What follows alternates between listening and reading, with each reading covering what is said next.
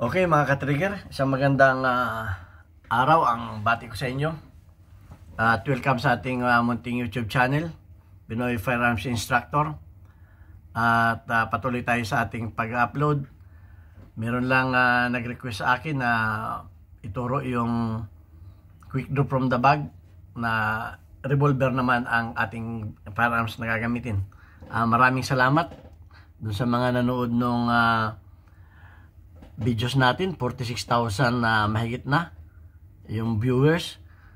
Within 2 months yung quick draw from the bag using na ang ginamit nating baril ay yung pistol na STI. At marami ang natuwa, marami ang magagandang comment at kaya ako ginawa itong sa revolver naman dahil sa marami rin ang nakagusto ng videos at nag-request ng revolver naman. So may mga pailan-ilan na nambabas at hindi nila nagustuhan. So wala naman akong issue sa inyo. At ang akin lamang as a firearms instructor ay yung mas safe. Kasi may nagsasabi na mas maganda daw yung naki-chamber load.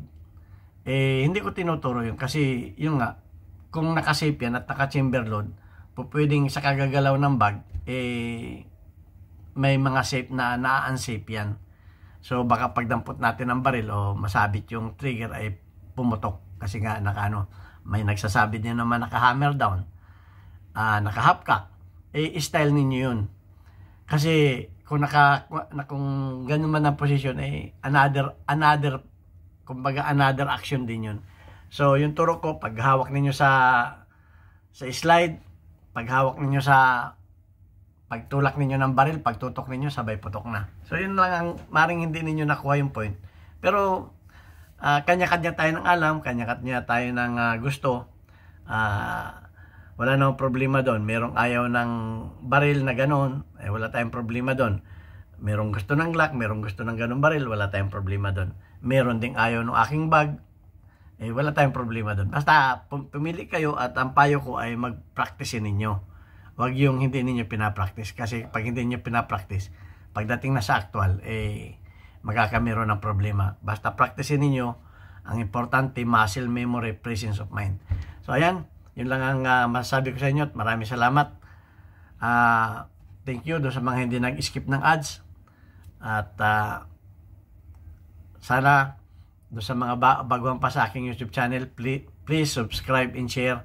At bago natin panoorin yung aking i-upload, panoorin muna ninyo yung counting katuwaan namin ni Jun Cyber. Siya kasi ang nag-video ng ating i-upload ngayon dahil may nag-request na kinakailangan daw may videographer para maganda yung anggulo na makuha. So tama nga naman. So sinunod ko. So yan. At sana nagustuhan din ninyo yung aming ginawang katuwaan ni John Cybert. Actually, isa siyang senior firearms instructor ng aming kumpanyang Mayading Shooting Range. At panoorin din ninyo at isubscribe yung kanyang YouTube channel, John Cybert. Maraming salamat sa inyo. Revolver naman, paano daw naman revolver? Ngayon ang revolver ay ganito.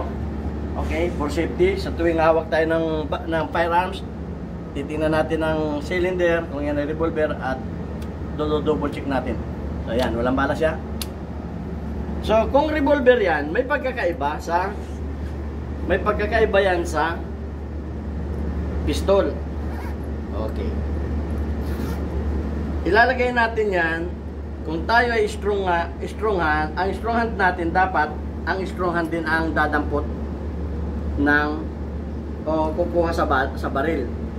Ibig sabihin, hawak sa grip. Sa pistol, weak hand ang kukuha ng baril, hawak sa slide.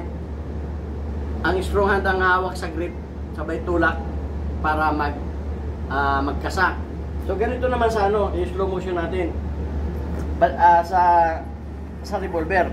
Sa revolver mas madali. Pag tayo ay nasa red alert, ganito lagi ang posisyon pag naka-red alert. Alam naman natin yung red alert. Medyo may nararamdaman tayong hindi maganda. Kasi ang sabi naman ng isang pag daw lagi nakahawak sa bag, baka daw mahalata ng pulis na may baril. Anong katakot mo? Kaya ka nga nagdala ng baril, may PTC ka, may license ka. Hindi ko naman sinabi sa inyo na magdala kayo ng baril na walang lisensya. O ba't matatakot ka sa pulis? Eh nakakonsultang baril mo, hindi naman yan nakabukol. O kaya nga, nasa bag yung baril natin, ang firearms natin. So, at pala pag daw lagi dito nakahawak, ay mahalata daw ng mahalata daw ng holdupper. So yung holdupper magaling, advance mag-isip. So talagang ang ginagawa ko, pagkasiksikan ng tao, at alam ko, lalo pag sa Quiapo, parting ganyan, maraming mandurungkot, ay talagang ganito ang posisyon ko. Mahirap na, tayo, bakit? Pwede nilang maputo lang ang sling ng ating bag. So, laging nakaganyan ako pagka maraming tao at siksikan. Hindi tayo, no?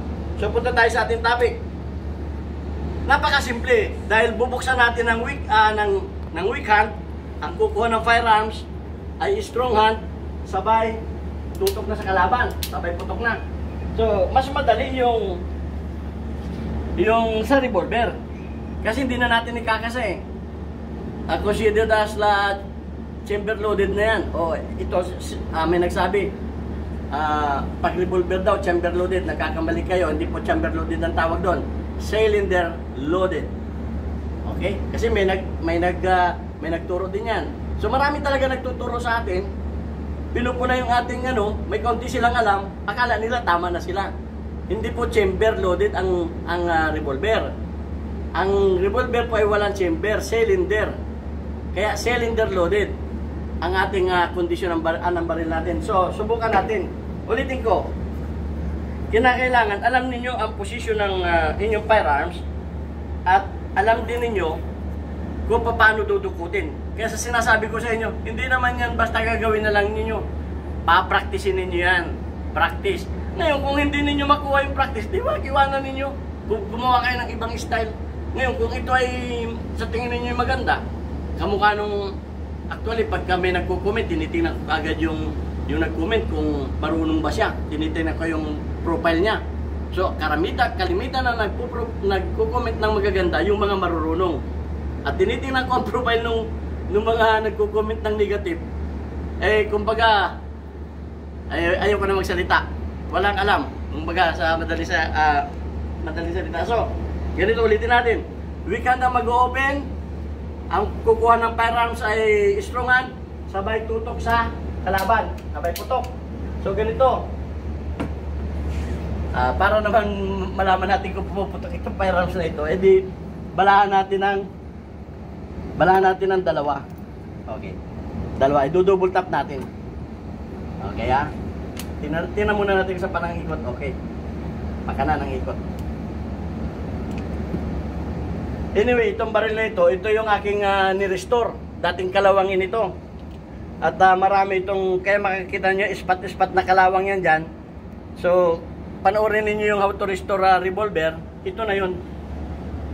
So, titistingin na natin. So, lalagyan natin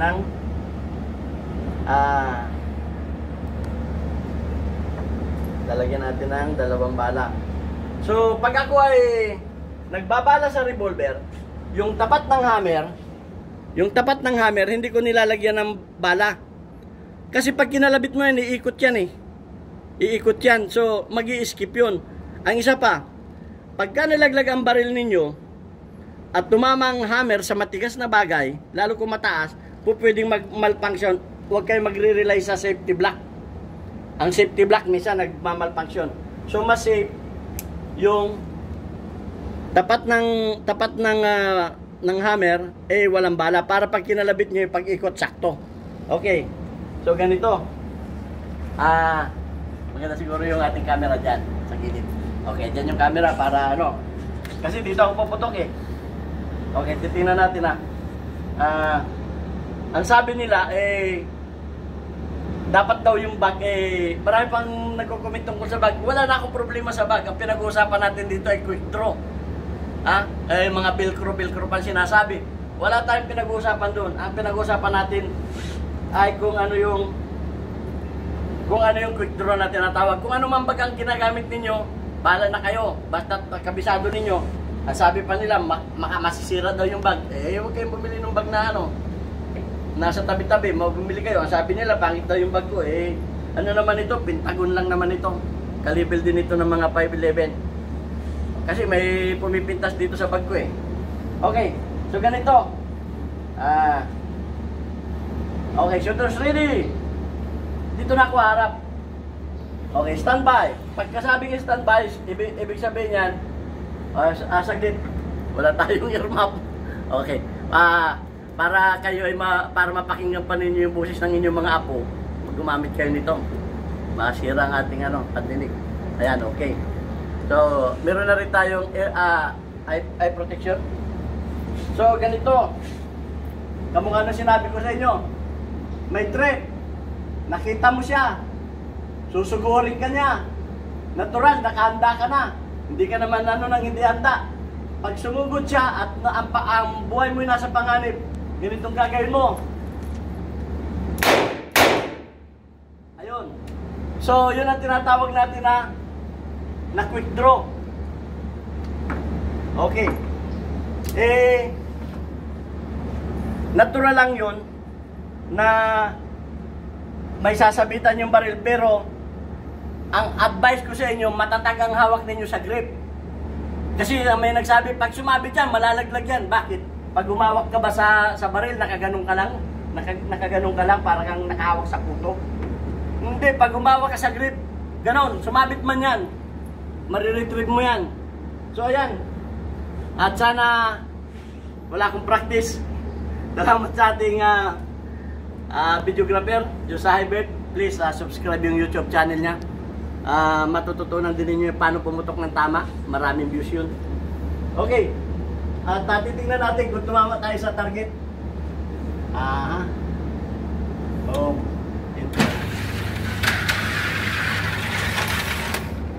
Oh, ayan oh. Tingnan yung tama. 10 meters. So, kung tao yan, dibdib yan. Ang aiming lagi sa dibdib. Pag tumaas, ulo. Pag bumaba, pantog. O pag sinamaw, pag minamalas-malas siya, patay si Junjun niya. Okay, kaya lagi ang aiming sa dibdib. O, dibdib yan. Actually, ito talagang isang target na ito ang inaano ko, ina-aim ko. Kasi, ito yung nasa kaliwa ko eh. So, ayan. Ngayon, susubukan naman natin sige, okay na yun, Gagawin naman tayo.